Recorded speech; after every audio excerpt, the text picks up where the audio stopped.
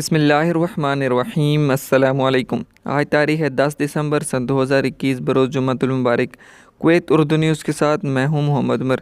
آج کی اس ویڈیو میں کویت کے حوالے سے کچھ تازہ ترین نیوز اپڈیٹ شامل کرتے ہیں۔ سب سے پہلے 60 سال سے زائد عمر کے افراد کے ورک پرمٹ کے حوالے سے خبر شامل کرتے ہیں کہ 60 سال سے اوپر کے غیر ملکیوں کے لیے رہائش میں عارضی طور پر توسیع کی اجازت دے دی گئی ہے۔ 60 سال سے زائد عمر کے تارکین وطن کے لیے رہائش کی تجدید کا مسئلہ ابھی تک حکومتی حل کا منتظر ہے۔ ذرائع نے انکشاف کیا ہے کہ وزارت داخلہ اس زمرے کے تارکین وطن کے لیے عارضی توسیع جاری رکھے ہوئے ہے جن کے رہائشی اجازت نامے ختم ہو چکے ہیں۔ روزنامہ الرائے کی رپورٹ کے مطابق 60 سے زائد عمر کے غیر گریجویٹ تارکین وطن کے لیے ورک پرمٹ کی تجدید پر پابندی کا فیصلہ public authority for manpower system پر اب بھی جاری ہے، اس لیے اس زمرے کے تارکین وطن اپنی رہائش کی تجدید نہیں کروا سکتے۔ تاہم وزارت داخلہ نے انسانی ہمدردی کی بنیادوں کو مد نظر رکھتے ہوئے 1 ماہ سے لے کر 3 ماہ تک کی عارضی رہائش کی اجازت دے دی ہے۔ جو لوگ عارضی رہائش پر ہیں انہیں خبردار کیا جاتا ہے کہ وہ ملک سے باہر نہ جائیں۔ ایسا کرنے سے آخرکار رہائش سے محروم ہو جائیں گے اور ایکسپیٹ اسی ویزے پر کویت واپس نہیں آ سکیں گے۔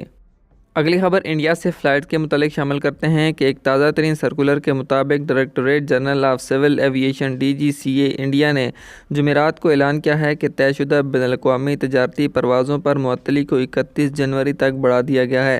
تاہم یہ پابندی بین الاقوامی آل کارگو آپریشن پر پروازوں پر نہیں لاگو ہوگی جو خاص طور پر DGCA سے منظور شدہ ہیں۔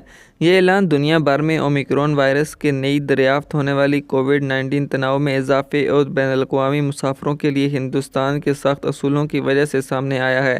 نومبر میں وزارت ہوابازی نے اعلان کیا تھا کہ وہ 15 دسمبر سے باقاعدہ بین الاقوامی پروازیں دوبارہ شروع کرنے کے لیے تیار ہے، لیکن اب اومیکرون وائرس کے پیش نظر پابندی بڑھا کر 31 جنوری تک بڑھا دی گئی ہے۔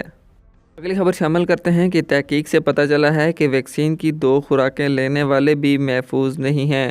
ویکسین کو اس کی 3 خوراکوں میں لینا وبائی صورتحال میں مسلسل کمی کا باعث بنتا ہے۔ تفصیلات کے مطابق کورونا کا مقابلہ کرنے والی سپریم ایڈوائزری کمیٹی کے چیئرمین ڈاکٹر خالد الجاراللہ نے زور دیا ہے کہ نئے میوٹنٹ وائرس کی جینیاتی ترتیب کی تصدیق کے بعد انکشاف ایک ایسا طرز عمل ہے جو بین الاقوامی رہنمائی اور پیشہ ورانہ اصولوں کے مطابق ہے۔ الجاراللہ نے ریاست کی کوششوں کی حمایت کرتے ہوئے اپنے ٹویٹر اکاؤنٹ کے ذریعے نشاندہی کی ہے کہ ویکسین کو اس کی 3 خوراکوں میں لینا اور احتیاطی تدابیر کو اختیار کرنا وبائی مرض کی صورتحال اور پھیلاؤ میں مسلسل کمی کا باعث بنتا ہے۔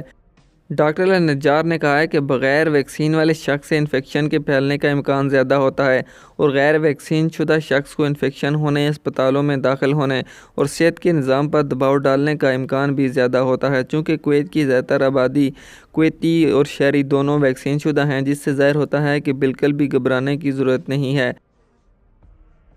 آج کی خبروں سے اتنا ہی۔ مزید خبروں کے لیے ہمارے YouTube چینل پر وزٹ کریں، ہمارے چینل کو سبسکرائب کریں اور بیل آئیکن کو ضرور پریس کریں تاکہ آپ لمحہ بلمحہ اپڈیٹ حاصل کر سکیں۔ مجھے دیجیے اجازت۔ اللہ حافظ۔